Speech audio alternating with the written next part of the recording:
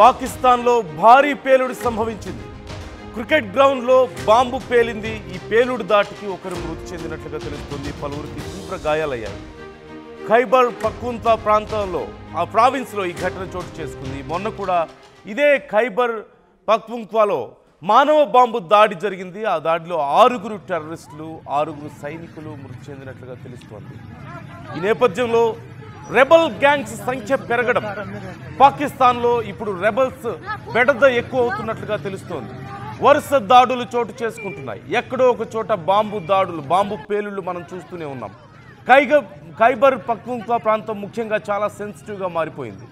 ఎక్కడో ఒక చోట ఏదో ఒక దాడి మనం చూస్తూనే ఉన్నాం. మొన్న జరిగినటువంటి దాడిలో 6 ప్రాణాలు కోల్పోతే ఇప్పుడు క్రికెట్ ఆడుతుండగా ఒక్కసారిగా అక్కడ పేలుడు సంభవించింది. ఈ పేలుడులో ఒక వ్యక్తి ప్రాణాలు కోల్పోయినట్లుగా తెలుస్తోంది.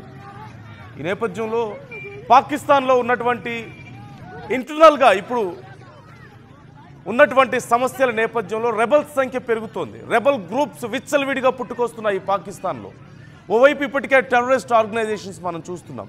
మరోవైపు అక్కడ సైనికులు సైతం టెర్రరిస్టులకు ట్రైనింగ్ ఇచ్చి పంపుతున్నటువంటి పరిస్థితి కనిపిస్తోంది.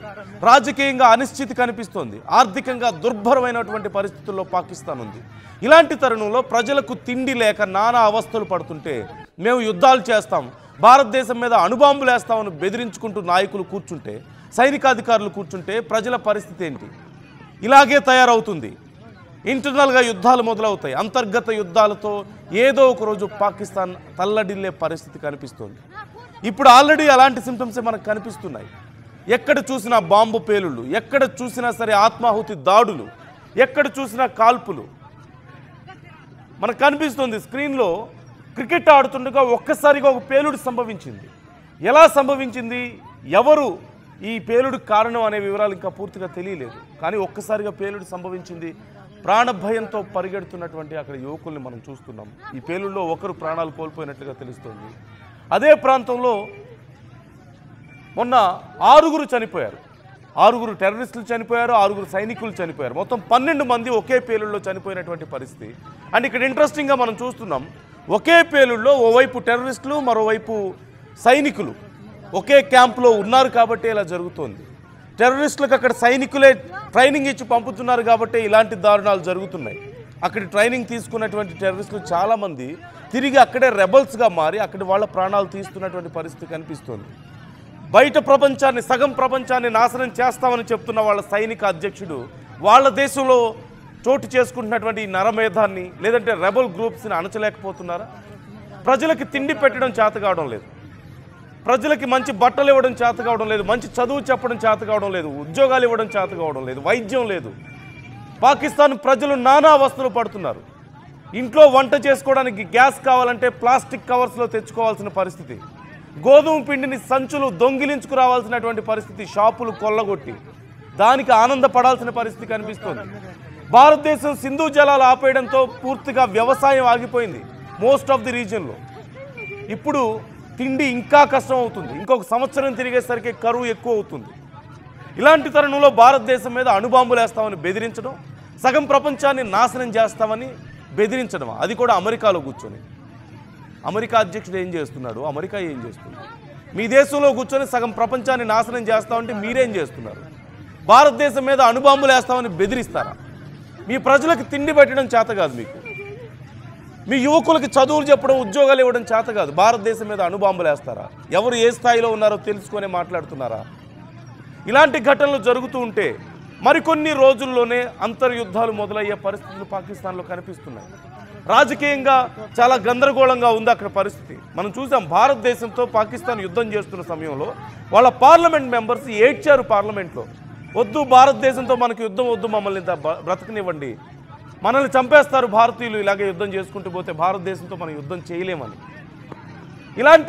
ఇలాంటి డిఫరెన్స్ కనిపిస్తోంది.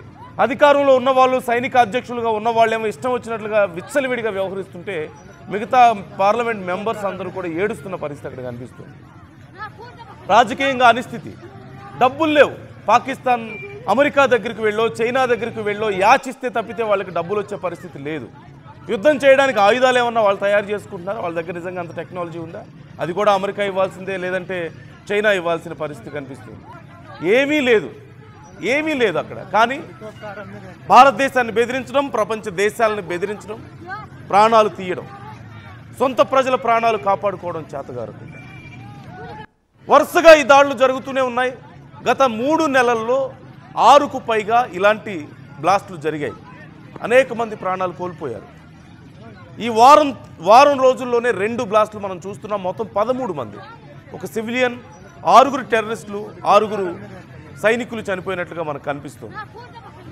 దీనికి సంబంధించి ఏం జరుగుతోంది అనేది ఆరా తీస్తే విచ్చలవిడిగా పుట్టుకొస్తున్నటువంటి పుట్టగొడుగుల్లాగా అక్కడ కొన్ని ఇండివిజువల్ గ్రూప్స్ తయారవుతున్నాయి, రెబల్ గ్రూప్స్ తయారవుతున్నాయి. వాటిని ఎలా కంట్రోల్ చేయాలో చేత కావడం లేదు, తెలియడం లేదు వాళ్ళకి. ఇప్పుడు దీనికి సంబంధించి మరి ఎలాంటి ఎక్సర్సైజ్ చేస్తారు? యూఎస్ నుంచి ఏమైనా సపోర్ట్ తీసుకుంటారు? బయట దేశాల నుంచి సపోర్ట్ అడిగితే ఇచ్చే పరిస్థితులు అసలు ఉన్నాయా? What you say about this? మీ అభిప్రాయం ఎలా ఉంది జరుగుతున్నటువంటి పరిణామాల మీద? అతి త్వరలో అంతర్యుద్ధం మొదలయ్యే అవకాశం ఉంది, లేదంటే రాజకీయంగా పూర్తిగా కుదేలయ్యే పరిస్థితి కనిపిస్తోంది పాకిస్తాన్. ఏం జరిగే అవకాశం ఉందని మీరు అనుకుంటున్నారు? ప్రజల నుంచి తిరుగుబాటు వచ్చే అవకాశం ఉందా? ఒకసారి మనం అక్కడ జరిగినటువంటి సంఘటనను ఒకసారి క్లియర్గా చూద్దాం. జరిగినటువంటి పేలుడు తాలూకా ఆ ఎఫెక్ట్ మనకు క్లియర్గా కనిపిస్తుంది స్క్రీన్లో. ఎక్కడ చూసినా సరే పొగ అలుముకొని భారీ శబ్దానికి ఆ యువకులందరూ ఆ గ్రౌండ్లో క్రికెట్ ఆడుతున్నారు, వాళ్ళందరూ పరుగులు తీస్తున్నటువంటి పరిస్థితి కనిపిస్తుంది. ప్రాణ భయంతో ఎవరు అటాక్ చేశారో, ఎందుకు అటాక్ చేశారో తెలియక, అసలు ఏం జరిగిందో తెలియదు. ఏదో ఒక పెద్ద బ్లాస్ట్ జరిగింది. పాకిస్తాన్లో ఇవి కొంత కామన్ అయినప్పటికీ కూడా సామాన్య ప్రజలు బిక్కుమంటూ బ్రతుకుతున్నారు. అక్కడ మనం చూడొచ్చు, అక్కడ క్రికెట్ ఆడుతున్న ఒక యువకుడు ప్రాణాలు కోల్పోయినట్లుగా తెలుస్తుంది. ఇలాంటి ఘటనలు వరుసగా జరుగుతూనే ఉన్నాయి. ఈ జరుగుతున్న ఘటనల మీద మీ అభిప్రాయం ఏంటి? తమ సొంత దేశంలో పరిస్థితులను చక్కదిద్దుకోలేని పాకిస్తాన్ అక్కడి సైనిక అధ్యక్షుడు ప్రపంచ దేశాలను బెదిరిస్తున్నారు, భారతదేశాన్ని బెదిరిస్తున్నారు. మీరేమనుకుంటున్నారు? మీ అభిప్రాయాలు కూడా మాతో పంచుకోండి, కామెంట్ చేయండి.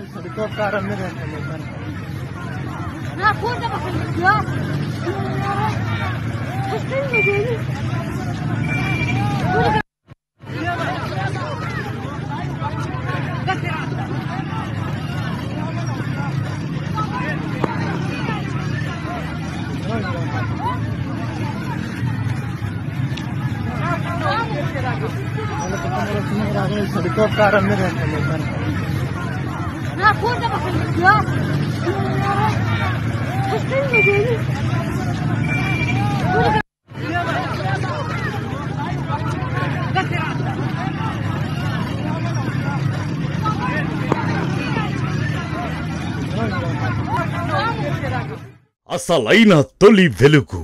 ఫాలో వాట్సాప్ @తొలి వెలుగు official.